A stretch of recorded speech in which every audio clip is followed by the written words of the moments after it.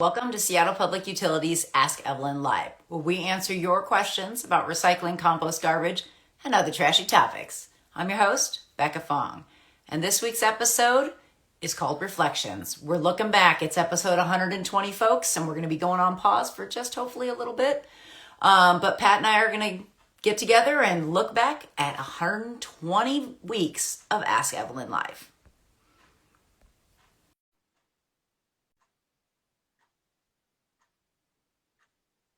All right, we'll get Pat logged in here because it's not Ask Evelyn without Pat. There Hey, we Pat. go. Hello, Becca. Can you believe it? 120 episodes. Wow. That's amazing. I mean, you told me that we were going to do 120 episodes back 118 episodes ago. I'd say you were crazy. But Exactly. yeah, it's been a great run. We're having a blast doing it. So why not? Absolutely. So, folks, this is going to be our last episode for a while. So we're going on pause. So Pat and I are going to look back and just bask in 120 episodes.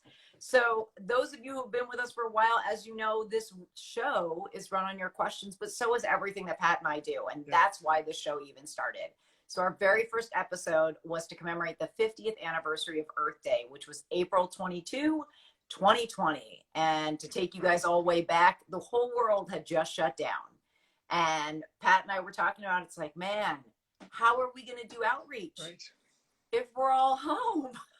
We were looking for ways to keep the dialogue going. We had customers, residential, commercial, folks who had questions, and that's our job, right? Education and outreach. So we found this channel, which is has been good to us. And at first, just reflecting, like this is the reflection show. So it's been fun this week to kind of prepare for this show and to click back on a few of the early episodes and how technology was such a challenge for all of us. Totally. We were all trying to figure out Zoom and calls, on our own. And then this was equally challenging. But, we had a great support team. That's another thing we got to give props, total shout out to Gemini Davis, who is our admin person for our division. Absolutely. He got us like tripods and lights and the things we thought we needed. And now I just do it with whatever I have on hand. But for a while, I was like, we're all in on, production and the materials needed to, build out the show. And then, of course, Katie Dillon. We can talk about her. Katie Dillon. I mean, she really took this show to the next level. She was the one that convinced both Pat and myself that we could handle an Instagram live show. At first, we were like, what? You're still looking at like this part of my head at the beginning of it. I was sideways for the first couple shows. And Katie rescued us and coached us and trained us on how to do this and how to come off just a little bit more polished. Than we were when we started. But Katie and Gemini and Risa, who's behind the scenes right now, Risa Suho, who is the single family intern, she is killing it. She's been doing all of the postings and all of our edits, which have been really pretty amazing. I think the whole comms team really, once we got it going, we had a few episodes in the can, right, as they say. Once we had a few done, then we got some feedback. Oh man. We got a little feedback, which is good. We want to refine really it. We want to make it, look good for the utility and look good for our customers. We want it to be received well and stuff. And so I remember Katie Lynn was the messenger to us in those post-production and check-in calls we've had. And we shortened the show quite a bit. Those first few episodes are 25, 27, 28 minutes long. I mean, we've got them now, not today, but the last few weeks they were down to 10, 12 minutes. They're about 10, 12 minutes. Well, it's been quite a journey. And Pat and I, we did go back and look through the archive. And Pat, let's go through a couple episodes that really stuck out to you. So what have you kind of seen? What has progressed programmatically for us over the last 120 episodes? Well, what I like about it is that we were able to drill down on a lot of subjects, a lot of topics that aren't the top five. They aren't the ones that everybody has questions about all the time. Right.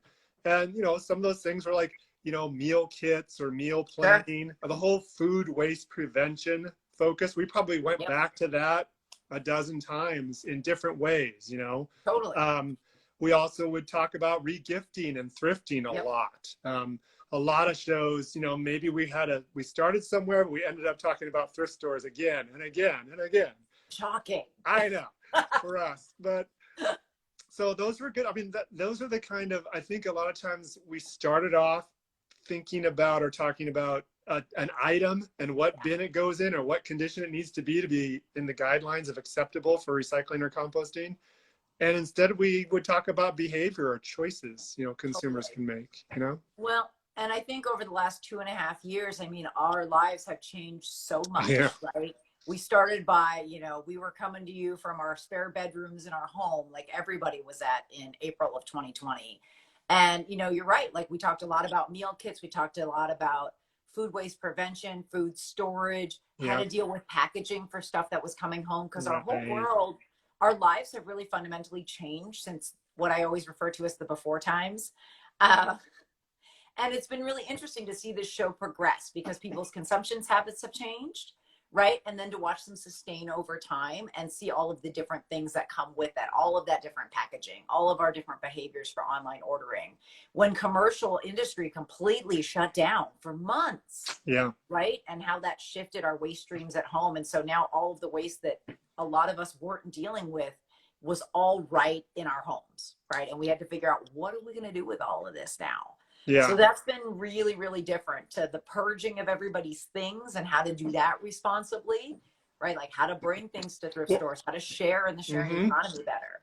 And that was reflected in the Ask Evelyn inbox, which is, you know, that's our go-to, folks. That will continue to be, by the way, as you have. Thank you. I like seeing her on the wall there. That continues to be the service channel, you know, the way in which we can provide answers to your questions. And those answers go out every week. You know, we have a great team right now. Anna from the multifamily team is on point for the Ask Evelyn inbox.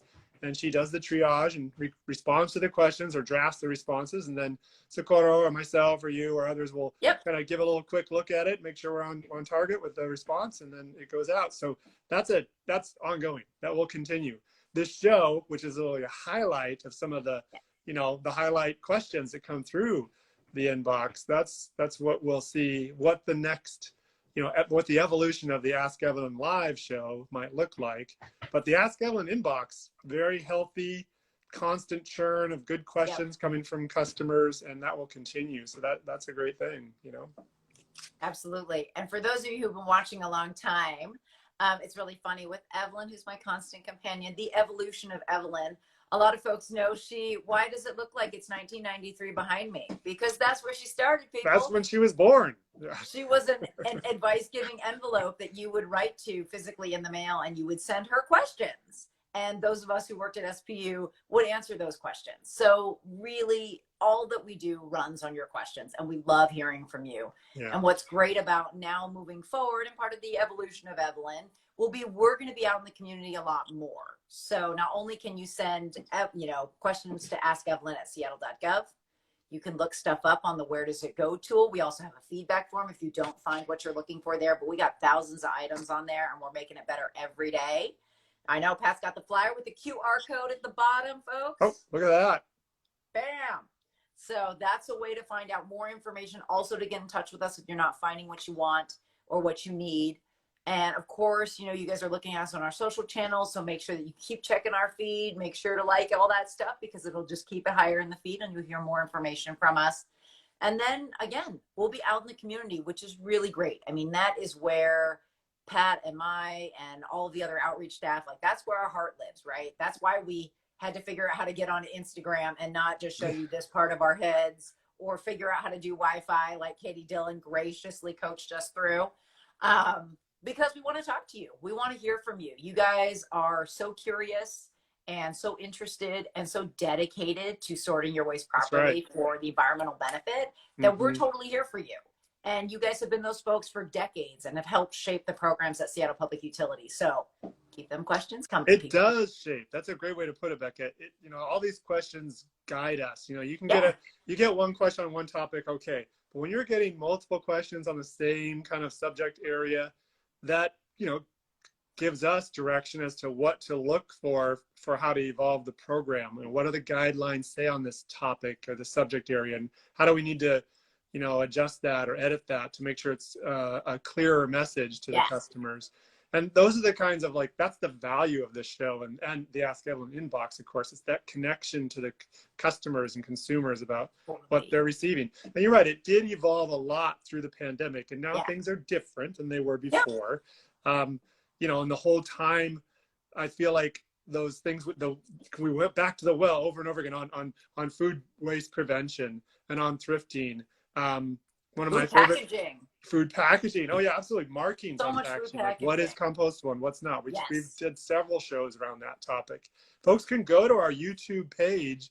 The Seattle Public Utilities YouTube channel has a page for Ask Evelyn Live, and all 120 episodes plus some promo videos are loaded up in there. So there's a lot of content, and you've done a great job, Becca, you and Katie and Gemini and others, which wasn't done by me, of properly saving and storing and labeling and doing all the technical stuff to the shows so that they're easy to access, easy to locate subject matter, subject topics, and click. And what's cool on YouTube, you can just drag along and look for, like, when are they actually talking about the packaging? Like, let's get right to that, you know? For sure. So that's kind of fun. Absolutely. I mean, it definitely makes me think, you know, online ordering and gift wrap, like some take homes. It was just making me think, because we were talking about compostable packaging. Holidays, you know, there's all of that stuff. And with packaging coming up, those questions are going to keep just changing. There's so much stuff in that marketplace. What's new compostable packaging, like online mail packaging, like please send us those questions. I have to say, you know, Pat, you know, for what we accept in our food and yard waste card, it's food waste, yard waste, and approved compostable packaging. You know, and it's got to say compostable on it. It's got to say that. Yeah, it can't be plant-based or biodegradable or have leaves on it. Right.